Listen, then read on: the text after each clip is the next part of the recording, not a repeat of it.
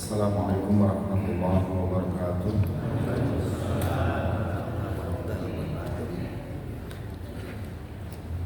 Alhamdulillah. Alhamdulillahirabbil alamin. Wa bihi nasta'inu ala umuri dunya wad din. Wassalatu wassalamu ala asyrafil anbiya'i wal mursalin wa ala alihi wa ashabihi wa man tabi'ahum bi ihsan ila yaumil amma ba'd. Bapak Ibu jemaah sekalian yang dirahmati dan dimuliakan Allah Subhanahu wa taala. Hari ini kita memasuki surah Kahfi. Surah Al-Kahfi di surah yang ke-18. Terakhir sampai ayat berapa?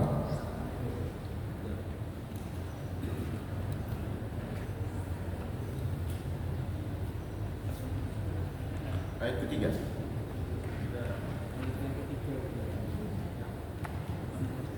Tiga ya? Sekarang berarti yang keempat. Setelah tiga kan empat. Apa sekarang yang ketiga? Ada yang ingat? Ada yang mencatat? Sekarang yang ketiga atau yang keempat? Sekarang yang empat ya? Ya.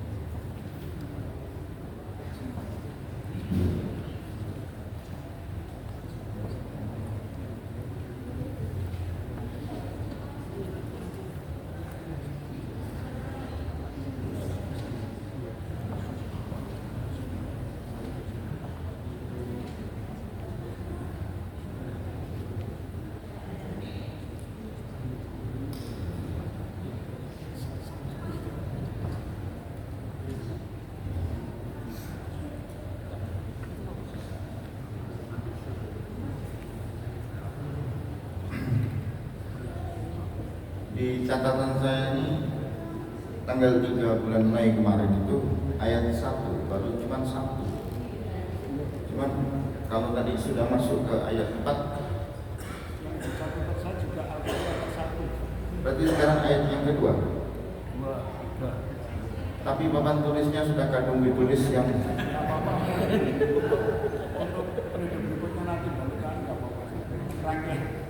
ya, berarti kita masuk yang kedua, ya. Baik. Ya beginilah manusia yang tidak luput dari kealpaannya. أعوذ بالله من الشيطان الرجيم بسم الله الرحمن الرحيم الحمد لله الذي أنزل على عبده الكتاب ولم يجعل له عوجا قيما لينذر بأسا شديدا من لدنه ويبشر المؤمنين الذين يعملون الصالحات أن لهم أجرا حسنا ماكثين فيه أبدا, yang artinya segala puji bagi Allah yang telah menurunkan kepada hambanya Alkitab dan sama sekali Ia tidak menjadikan Alkitab itu dalam keadaan tidak kesempurnaan. Iwaj itu bengkok, yang tidak lurus, ya. Yang diartikan di sini lam yaj'al fihi syai'an minal iwaj la fil qati la fi al-qadi wa la fil ma'ani. Tidak ada yang kurang dari sedikit pun dari apa yang ada di dalam Al-Quran. Nah, ini yang kita bahas. Al-Quran itu disambung keadaannya qayyimah liyunzira ba'san syadida, ya, min ladunhu wa yubashshirul mu'minina alladziina ya'maluna as-salihati anna lahum ajran hasanah. Ayat Al-Quran itu qayyim. Qayyim itu mustaqim, berarti selalu dalam keadaan lurus. Yang membimbing manusia selalu dalam keadaan lurus. Mustaqim la ikhtilafa fihi wa la tanaqud. Jadi lurus, tidak pernah belok-belok, tidak pernah bertentangan. Bahkan Imam Tabari menyebutkan apa yang telah Allah turunkan dari Al-Quran maupun kitab Allah ini qayyiman wa lam yaj'al lahu iwaja, mustaqim la ikhtilafa fihi wa la tanawul. Jadi tidak pernah bengkok tetapi selalu lurus. Tidak pernah ada jalan untuk merubah atau menggubahnya kepada selain kebenaran, ya. La i'wijaj wala mail anil haq, tidak pernah bisa berpaling kepada sesuatu yang tidak dibenarkan. Dan terus di kelanjutannya Allah menyebutkan liyunzira ba'san syadidan min ladun, memberikan indar, peringatan atau menakutkan, liyukhawwifa bihadzal Qur'an 'adzaban syadidan shadiran minhu ta'ala. Itu untuk memberi peringatan azab yang pedih, hukuman yang pedih, memberi kabar kepada orang-orang agar tetap selalu beriman kepada Allah. Kenapa kok azabnya, beritanya selalu mengerikan dan selalu mengajak kita untuk takut kepada Allah? Karena ini menjadi peringatan. Maka ayat kelanjutannya wa yubashshirul mu'minina alladziina ya'maluna as-shalihat. Dan ini menjadi berita gembira kepada orang-orang yang selalu melaksanakan amal saleh dengan berpegang kepada Al-Quran, ya, dan kekuatan itu diikuti dengan mengerjakan amal yang saleh. Anna lahum ajran hasanah, bahwasanya untuk mereka itu adalah pahala yang baik, ya. Makithina fihi abada, mereka akan kekal selamanya di dalam surganya Allah. Disebutkan di dalam Ali As-Sabuni, muqimina fi dzalika an-na'im al-khalid alladzi la intihaa lahu wa la inqidaa. Bapak Ibu sekalian, ayat kedua dan ketiga ini menceritakan kepada kita akan kemuliaan Allah ketika Allah menurunkan apa yang disebut dengan Al-Quran. Yang itu diawali dengan qayyimah. Al-Quran itu berfungsi dan mengajarkan kita istiqamah. Qayyimah. Ini yang pertama. Kenapa disebut dengan qayyimah? Dari kata-kata qama. Qama ini lurus. Berarti Al-Quran itu fungsinya selalu mengajak orang hidupnya menjadi lurus, mengajak yang lurus. Di dalam surah Al-Isra itu ada bunyi ayatnya begini, inna hada al-Qur'ana yahdi lillati hiya aqwam.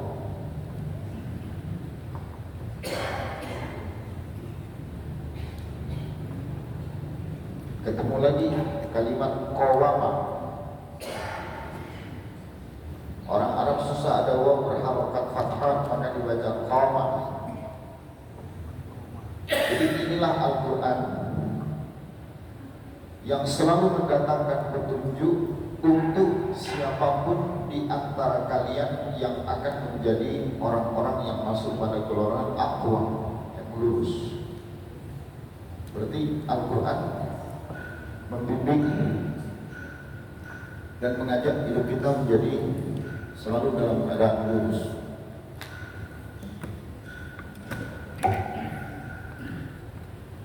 Jadi siapapun hari ini yang dalam kehidupannya berpegang kepada Al-Quran, itulah yang lurus. Tidak hanya dipegang, nanti jadi jimat. Kata Pak Ustaz, biar lurus hidupnya kita pegang Al-Quran terus. Tidak ya. Tapi ada kalimat yahdi. Yahdi itu selalu mendatangkan petunjuk. Berarti yang ada di dalam Al-Quran itu yang memberi petunjuk hidup kita. Berarti kita harus mengerti sedikit-sedikit, belajar, memahami, mengenal satu persatu. Karena di dalamnya itu adalah uslub, di dalamnya itu adalah pelajaran, di dalamnya itu adalah makna. Sebagaimana yang tadi kita angkat di ayat yang pertama di bulan yang lalu, ayo aja. Dia nggak ada yang bengkok, berarti tidak ada yang tidak lurus, tidak ada yang tidak sempurna. Dari uslubnya, balaghah, ya, dari ahli asal bahasa dan usuliyah, dari makna untuk kehidupannya, salihun di kulli makanin wa zaman, cocok untuk setiap tempat dan setiap waktu. Jadi sederhananya resep hidup kita untuk menjadi mulia. Dan kemuliaan itu akan ada ketika kita hidup ini hanya berpegang teguh kepada apa yang diturunkan oleh Allah di dalam Al-Quran.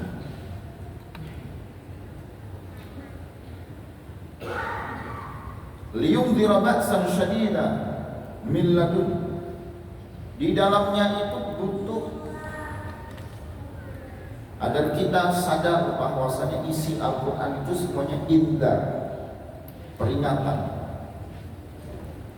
Jadi tidak aja mengajak kita menjadi orang yang lurus, ya. Tapi Al-Quran itu, ya, memberikan indar, menjadi indar atau peringatan hidup. Orang biar takut, orang biar selalu ingat. Tidak berpikir untuk berselisih, tidak mau untuk saling menyalahkan, tidak berpikir untuk selalu iri dan dengki, maka ia akan selalu berpegang teguh kepada apa yang ada di dalam Al-Quran. Kenapa? Karena di dalamnya adzaban syadidah. Ceritanya itu selalu mengingatkan manusia agar manusia itu tidak boleh sedikit pun dalam hidupnya itu berpaling dari Al-Quran. Al-Quran itu memberikan solusi. Al-Quran itu memberikan inspirasi. Al-Quran itu memberikan jawaban, bukan membawa masalah. Jangan sampai ketika kita hidup, Al-Quran itu yang menjadikan masalah untuk kita. Salah. Bapak Ibu berdebat, hanya karena perkara kehidupan yang diambilkan dari ayat Al-Quran. Sehingga gara-gara ada ayat Al-Quran ini kita berdebat. Akhirnya Bapak Ibu tidak mau mendalami apa yang ada di dalam ayat Al-Quran. Sudah Al-Quran kita baca saja, Al-Quran kita hafal saja. Al-Quran cukup hanya menjadi ayat yang kita baca saat kita ngaji. Al-Quran kita baca saat kita sholat. Cukup dibaca, diamalkan dalam amaliyah ibadah kita. Ini sama. Semakin kita mendalami Al-Quran, semakin kita mempelajari apa yang ada di dalam ayat Al-Quran, semakin mendewasakan kita dengan menyatukan kita. Menyatukan. Bapak Ibu menjadi paham perbedaan karena sama-sama tahu. Kalau tidak tahu, tidak bisa. Bapak Ibu menunaikan ibadah haji, orang Indonesia biasanya makannya nasi. Begitu selama haji dikasih roti, setiap ditanya sudah makan nasi belum? Karena roti itu bukan nasi. Tapi karena yang punya hotel itu tahu jamaah ini adalah orang Indonesia, dia akan menyiapkan yang disiapkan bukan roti, tetapi nasi. Tapi karena orang yang tidak tahu yang dikasih roti, dia akan menjelaskan. Mohon maaf, ini di tempat penginapan kita tidak ada yang masak, karena tidak bisa masak nasi, bisa aja cuma buat roti. Artinya sama-sama paham, oh tidak apa-apa. Memang di sini masyarakatnya kebiasaannya makannya roti bukan nasi. Nah kalau sama-sama paham itu kan enak, tidak saling menyalahkan, tetapi saling menghargai perbedaan. Itu karena ngerti, karena tahu. Nah, Bapak Ibu sekalian, jangan sampai terjadi sesuatu yang mendatangkan perbedaan yang justru memecah belah kehidupan kita. Padahal Al-Quran ini mengingatkan kita tidak boleh ya melakukan sesuatu yang dilarang di dalam Al-Quran. Mengingatkan kita. Salah satu dimensinya adalah indah, memberi peringatan. Salah satu dimensinya adalah mengajarkan kita agar uslubnya, balaghahnya, makna yang ada di baliknya itu kita paham. Sehingga ketika paham pada kalimat-kalimat Allah, lafaz-lafaz Allah ini, kita bisa bersikap lebih adil, kita bersikap lebih dewasa. Nah, pertanyaannya, kenapa dalam kehidupan umat Islam, wabil khusus di Indonesia, sulit mempersatukan perbedaan, dan yang muncul selalu perselisihan perbedaan itu tadi?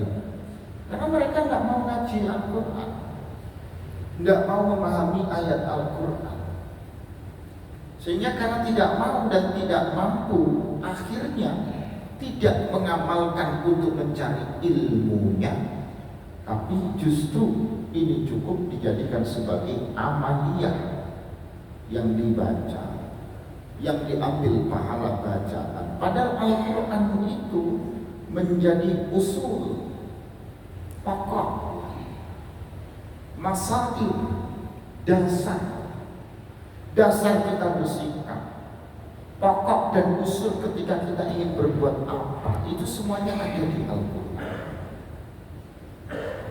Maka di sini disebutkanlah ya, tidak cukup Al-Quran itu hanya sebagai bacaan, tetapi qaniman ya, yang itu liyundira, ada indara yang selalu akan mendatangkan peringatan, liyukhawifu bihadzal Quran al-kafirin.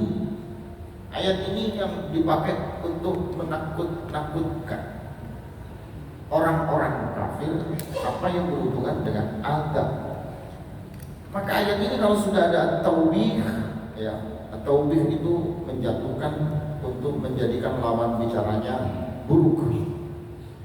Ini menjadikan yang menjadi lawan itu lemah. Ya. Litakhwif, jadikan orang ketika sudah buruk, sudah lemah dia takut. Sudah dilemahkan, diburukkan, dijelekkan, ditakutkan. Coba, orang yang kena tangkap KPK, masuk gara-gara BPK, masuk dia di sidang sama teman-teman KPK, setelah itu pakai seragam, tinggal nunggu keputusan pengadilan, kan dibuat jelek, ya, susah, sehingga sampai keadaan takut. Diputuskan berapa tahun ini, berapa bulan ini, dan seterusnya. Ini fungsi Al-Quran itu di situ kepada orang-orang kafir. Jadi memberi peringatan agar orang-orang kafir itu mereka takut kepada hukum Allah, adabnya Allah. Dari situlah masuk yang berikutnya. Al-Quran memberikan berita gembira kepada orang-orang yang mau mengamalkannya. Wa yubashshirul mu'minina alladziina ya'maluna as-salihati anna lahum ajran hasanah. Ada perintah yang ketiga,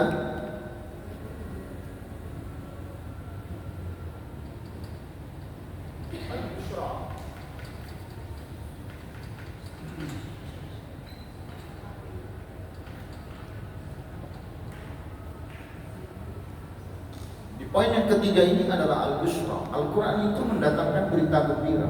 Siapa yang akan menerima berita gembira itu? Orang-orang yang selalu berpegang kepada tali agama Allah. Mereka orang-orang yang selalu beriman kepada Allah. Mereka yang selalu mengamalkan amal perbuatan yang baik. Dan amal perbuatan yang baik itu dipegang, dikuatkan dari apa yang ada di dalam Al-Quran. Contoh, aqimus salat wa atuz zakat.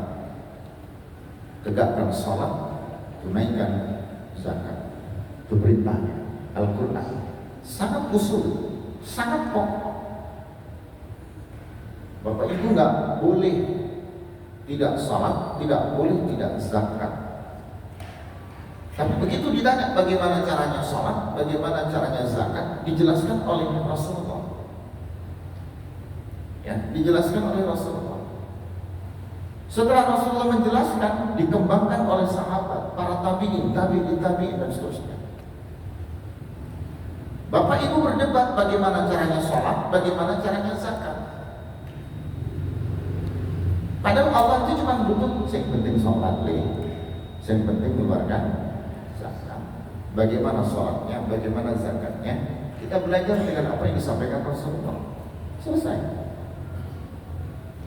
Cuma karena tidak mampu menyerapnya, tidak punya ilmunya, sempit wawasannya, akhirnya berkatalah yang benar itu kalau sholat itu begini, yang benar itu kalau berzakat itu begini. Ini ada cangkir, infonya apa? Kalau ada tamu buatkan minum, cangkirnya di dapur, kan begitu. Itu aturan umumnya. Begitu datang tamu, cangkir ini macam-macam di dapur. Bapak Ibu kan bingung karena tidak tahu, atau bapak ini diamani oleh ibu, nggak pernah nyentuh di dapur, ibu kebetulan lagi keluar. Hukumnya yang penting ketika ada tamu, buatkan minum, cangkirnya ada di dapur. Di dapur ini cangkirnya macam-macam. Tamunya ditanya, mau buat apa? Mau minum apa? Kopi. Bapak pun mikir, mana cangkir yang untuk kopi? Gitu ya. Akhirnya kopi itu dibuat dengan cangkir begini. Ini cangkir ini dipakai untuk buat kopi. Syukur nggak pecah. Ditutuplah dengan tutup begini. Nah bro, yang penting ada minum ya. Nah, kopi. Pantas nggak? Enggak. Tapi kan tamunya senang. Nggak apa-apa. Yang penting ada. Allah itu cuma perintahkan yang penting sholat, yang penting zakat. Seperti apa cara sholatnya, seperti apa cara zakatnya, belajar. Yang nggak mau belajar ini yang salah. Begitu pulang ibu lupa, tamunya siapa tadi? Teman. Dibuatkan apa? Kopi. Pakai cangkir mana? Nih. Ya Allah Pak, ini jangan pakai kopi, nanti pecah. ini tidak pantas Pak, kalau kopi itu yang ini kan cangkirnya bisa ini, tutupnya warna ini, lepeknya ini dan seterusnya. Oh itu tahu. Nah ada kata oh itu Bapak paham karena mau belajar dari Ibu. Tapi kalau Ibu tidak mengajarkan dan Bapak tidak mau belajar tentang cara buat kopi itu tadi, cara untuk ngaruh tamu dengan cangkirnya tuh, ya tidak tahu sampai kapan pun. Al-Quran itu mengajarkan kita seperti itu. Aturannya kalau ada tamu, ya hormati, datanglah, suguhkanlah yang terbaik dan seterusnya. Intinya kan ikramul dhaif, memuliakan tamu. Bagaimana caranya? Belajar. Al-Quran mengajarkan kita dalam salat itu banyak, dari cara takbirnya sampai kepada ikhtitamnya. Dipelajarilah dari sekian banyak pelajaran itu. Sama seperti Bapak dan Ibu sekalian belajar melihat cangkir yang ada di dapur. Ternyata Ibu punya stok cangkir yang cukup banyak dan masing-masing cangkir itu ada fungsi dan kegunaannya. Sak lepeknya, sak tutupnya. Karena saya pernah bertamu Pak, itu cangkirnya itu tidak sama dengan lepeknya. Dan yang kedua, antara lepek dengan cangkirnya itu tidak sama dengan tutupnya. Tutupnya gede banget, bukan peruntukannya begitu. Ini kan masalah estetika, tapi kalau dia mau belajar, dia akan tahu mana pasangan cangkir ini dengan lepeknya yang di mana. Itulah orang hidup. Al-Quran itu mengajarkan kita, yang penting kita mau melaksanakan. Kaifiyahnya kita belajar. Nah sekarang tidak belajar kaifiyahnya, tapi yang penting melaksanakannya. Atau ketika tahu sedikit tentang kaifiyahnya, tentang caranya, langsung dia mengatakan, yang penting ini yang benar. Sama kan? Diajari cara membuat kopi, kalau bubuk ribet, urusan dapur. Yang penting ada kopinya. Mau dibuat di atas apapun terbaik, repot. Sulit menerima kebenaran, tapi merasa dirinya yang paling benar dan tidak mau diislah untuk menjadi benar. Nah jangan sampai di dalam Al-Quran juga begitu. Kita diajarkan cara sholat, aqimus sholata wa atu az-zakat. Kita diajarkan cara berzakat. Jangan ketika kita tahu satu cara orang sholat, satu cara orang zakat, lalu kita mengatakan ini yang paling benar. Begitu Bapak Ibu ke Saudi, begitu Bapak Ibu menunaikan ibadah haji, ibadah umrah, baru mikir di sini cara orang sholat itu macam-macam ya. Tidak kayak di kita di Indonesia satu cara, apalagi di mushola dilanggar kita, sepakat yang dipakai satu cara, satu model. Padahal di sana modelnya banyak sekali. Nah, semua itu ada landasan, ada alasan. Kalau kita paham landasan dan alasan ini, kita akan mengerti dan memahami. Pengertian dan pemahaman inilah yang menjadikan kita lentur dan saling menghargai. Makanya Bapak Ibu sekalian, umat kita tidak akan terpecah belah kalau ngajinya itu yang dikaji Al-Quran. Yang dikaji itu yang pokok dulu, bukan yang tidak pokok. Orang hidup itu yang penting itu mengetahui yang usul dulu. Bapak Ibu mau bangun rumah, masa mikir jendelanya, mikir lantai 2-nya, mikir atapnya, kan enggak. Yang paling utama dipikir itu pondasinya, kerangka dasarnya, pokok di bawahnya ini, pondasi itu tadi. Ngomong kayak gimana pun yang di atas, ditanya sama kontraktornya, sampai ini mau buat lantai 1 atau lantai 2? Nanti tak buatkan konstruksi lantai 2, sampai cuma bangun lantai 1. Tak buatkan konstruksi lantai 1, ternyata jenengan bangunnya 2 lantai. Maka yang sederhana harus dipelajari, didiskusikan, dicari pengalamannya, itu yang pokok. Kenapa Allah perintahkan kita sholat? Kan Allah perintahkan kita berzakat. Ya. Makithina fihi abada. Allah berikan ada peringatan, lalu kemudian berita gembira ada surga bagi yang menghuni surga itu kekal selamanya pada ayat yang ketiga, karena mereka mau memahami apa yang telah Allah turunkan di dalam Al-Quran.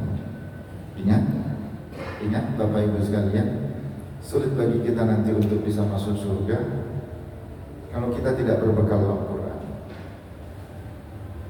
Bekalnya tidak cukup untuk sekedar dibaca, tapi bekalnya menjadi sesuatu yang penting untuk kita pahami, untuk kita pelajari, untuk kita ketahui. Tafsir itu banyak. Tafsir bil ma'thur, tafsir bil wahyi dibagi menjadi dua secara umum. Bil ma'thur itu dengan akar, dengan bekas, dengan tinggalan. Tafsir itu dikemas dan dicari kebenarannya, yang mendapati kebenarannya dari apa yang disampaikan hadis Rasulullah. Bil ma'thur, jadi dia akan menafsirkan dengan hadis, menafsirkan dengan apa yang telah ditinggalkan sahabat. Jadi dengan tafsir bil ra'yi. Tafsir bil ra'yi itu dengan ide, dengan gagasan, dengan pemikiran yang itu diambil dari banyak hal. Tafsir Profesor Quraisy itu bil ra'yi. Tafsir Hamka itu bil ra'yi. Tafsir apapun yang hari ini kontemporer dikarang pada abad ke-18, abad 19 atau abad ke-20 atau 21 ini, itu sudah tafsir bil ra'yi, dengan ide, dengan gagasan. Pada tafsir yang mencerminkan dan menggambarkan kepada kita tentang sains. Al-Quran itu menjadi sumber ilmu pengetahuan. Al-Quran itu menjadi sumber bagaimana sains ini berkembang. Itu sudah bil ilmi. Ya, tafsirnya bil ra'yi. Maka ada yang menambahnya dengan at-tafsir al-mu'asir atau tafsir bil ilmi, at-tafsir al-ilmiyah.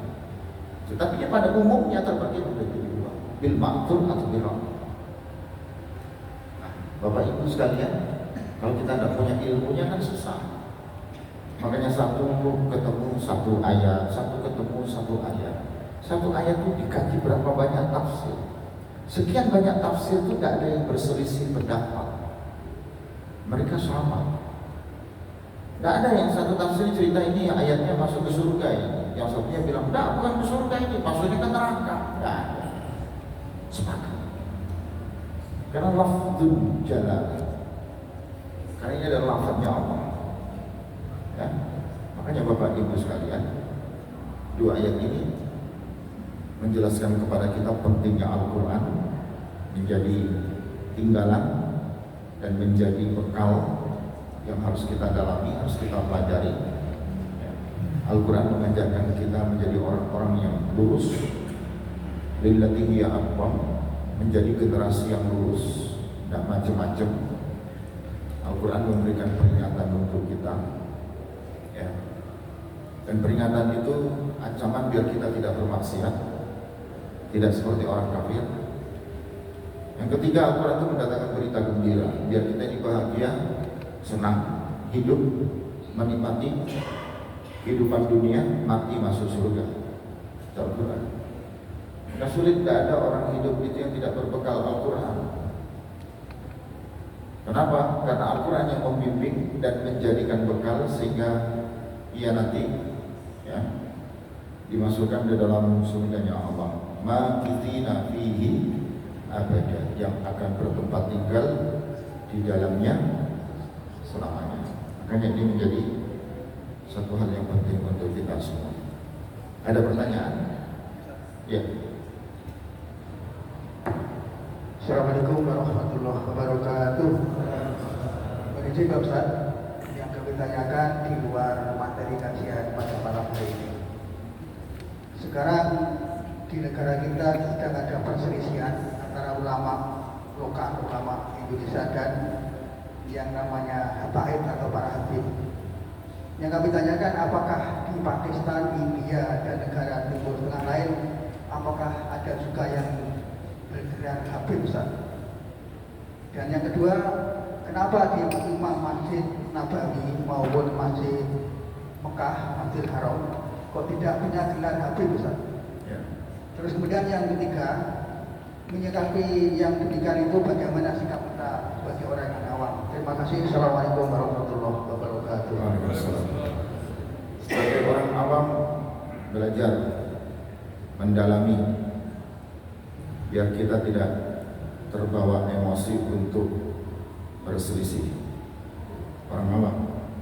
Jadi dipelajari, termasuk ditanyakan, termasuk dibaca literasinya, beritanya, apalagi media hari ini sangat gampang untuk bisa kita ketahui, hanya googling sejarah dan seterusnya. Ya. Habib itu dari kata-kata hababa, karena harokatnya sama, baknya fathah, maka habba yang hubub, ya, berkembang menjadi ahabba yang hubub, berkembang menjadi habib, artinya itu mencintai, menyayangi. Habib berarti yang selalu dicintai dan selalu disayangi. Itu perlakuannya untuk siapapun. Karena ada satu faktor, ya, yang berhubungan dengan turunan. Maka ada kalimat keturunannya Rasulullah itu dijaga oleh Allah. Kenapa dijaga? Karena disayang, dicintai. Jelas? Disayangi, dicintai. Maka sifat itu disifatkanlah kepada sifat yang demikian, menjadi habibun atau mahbub. Kalau mahbub dia menjadi objek. Siapa itu mahbub? Tidak enak. Itu mahbub itu. Perkaranya karena kita tidak paham arti kata dari filologinya, asli akar katanya itu tadi. Sekarang semua manusia itu berhak untuk mendapatkan cintanya Allah dan Rasul. Semua kita ini berhak untuk disayangi oleh Allah dan Rasul, bukan karena hanya sifat yang mensifatinya. Bisa diterima? Nah, kenapa menjadi perdebatan dan pertikaian sampai berkepanjangan? Karena kalimat itu tadi, kalimat yang berhubungan dengan apa yang berhubungan dengan zuriyah, anak dan keturunan yang akan disayangi oleh Allah dan Rasul.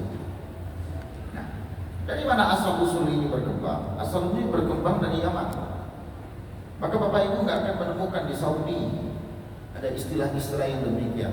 Nggak akan ditemukan atau sulit menemukan. Sekalipun sama-sama bermadhab Syafi'i,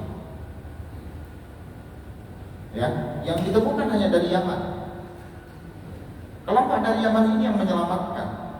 Dia mengkhususkan, mengistilahkan. Di zaman dulu itu, kalau ingin menjadi orang yang terkenal, maka dia harus membuat sesuatu yang lain dari yang lain. Apakah ada sisi positifnya dari yang lain dan yang lainnya? Mereka membangun komunitas, berkembanglah dan masuklah sampai ke wilayah negeri kita di Indonesia. Karena orang-orang Arab ini, mereka al-Arabiyuna, ya, para Arab ini terbiasa berdagang, berjaulah, berhijrah, masuklah ke Indonesia. Karena kesamaan faham Syafi'i ketemu dengan Syafi'i, masuklah di Indonesia dan berkembanglah di Indonesia. Dan ini hanya legitimasi, pengakuan yang ada diakui masyarakat. Kalau ini adalah keturunan, tidak ada yang menyalahkan, tidak ada yang menafikan. Semua kita ini pasti punya keturunan. Semua kita ini pasti punya sejarah. Tidak ada yang tidak punya sejarah karena tidak memiliki ayah dan ibunya. Tidak ada. Pak, saya ditemukan di tong sampah, Pak, sama keluarga AB. Tidak mungkin tong sampah yang melahirkan, tidak mungkin juga turun dari langit lalu malaikat itu letakkan ini anak bayi di tong sampah, kan tidak ada. Pasti ada ayah dan ibunya. Semua kita ini punya dzurriyyah, punya keturunan, dan semua kita ini turunannya ketika ditarik ke atas mau panjang itu Bani Adam, ya Bani Adam, langsung kepada Adam, zuriyat Adam, begitu ya. Sehingga peristirahat, apakah Bapak Ibu bangga akan dengan peristirahat? Ya tidak salah. Dari mana itu? Orang Melayu, Pak, istilah kan yang disifatkan kepada sifat kesukuan. Dari mana? Dari Jawa, Pak. Oh, ini masakannya ada boleh asin-asin, tidak boleh pedas-pedas. Orang Jawa senangnya manis-manis karena paling manis, begitu. Hanya sifat yang mensifati saja. Sifat yang mensifati. Tapi apakah Bapak Ibu kemana-mana berbangga-bangga karena Bapak Ibu itu adalah orang Melayu, orang Jawa? Apakah bangga dengan kejawaannya? Bangga dengan kemelayuannya? Kan tidak. Kita bangga karena kita Muslim. Kita bangga karena kita bertauhid. Kita bangga karena kita orang mukmin. Kita bangga karena kita adalah orang-orang yang hanya dijalankan oleh Allah untuk berjuang di jalan Allah. Kan begitu.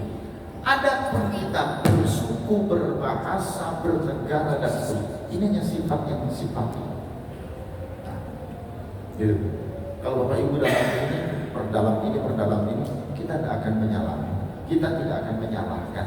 Karena orang yang menyalahkan itu dia masih beratnya di bawah. Tapi orang yang tidak menyalahkan itu dia makomnya sudah di atas. Cetek, begitu ya. Oh ini ilmunya masih belum begini. Bapak Ibu kalau sudah di atas tidak akan menyalahkan. Gitu. Maka biar di atas tadi banyak nuntut ilmu, banyak belajar, banyak baca. Ketika itulah orang yang tahu dia tidak akan pernah menyalahkan. Tapi orang yang pengetahuannya belum banyak tahu, dia hanya mengukur ukuran pengetahuannya menurutnya saja. Dia tidak akan mengakui pengetahuan kebenaran yang ada pada yang lainnya. Maka dari itu banyak-banyak baca, belajar dan sebagainya. Apakah di wilayah Asia Selatan yang tadi disebutkan ya, Afghanistan, Uzbekistan, Pakistan, tidak ada. Yang ada hanya di wilayah Yaman. Dan Yaman itu dikenal dengan fikih. Ya, ajaran fikih. Ajaran fikih itu ajaran yang memahamkan kita tentang apa yang ada. Cuma jangan berpegang tentang cara memahamkannya saja, lantas meninggalkan yang usul dan pokok. Maka saran kami, jago-jagonya kan banyak dari Yaman. Ya, orang yang keluar dari Yaman itu ilmu fikihnya top. Tapi fikih ini bukan satu-satunya, karena ada ilmu yang lainnya. Ada balaghah, ada usul fikih, ya. Ada ilmu tafsir, ada ilmu hadis, dan ilmu-ilmu agama yang lainnya. Ada ini kan ada. Dia tidak berdiri mustaqil, dia tidak independen. Nah, disitulah pentingnya meluaskan wawasan kita dengan Al-Quran. Ya, sudah bertanda Bapak Ibu sekalian yang dirahmati dan dimuliakan Allah Subhanahu wa taala, mudah-mudahan kita diistiqomahkan dengan kebersamaan, dikuatkan untuk mempelajari Al-Quran sebagai bekal hidup kita dan menjadikan kita lebih santun, lebih ramah dan seperti sifat rahman-rahim yang selalu menyayangi. Mohon maaf atas segala kekurangan. Usikum astaghfirullahi fi sabilillah. Assalamualaikum warahmatullahi wabarakatuh.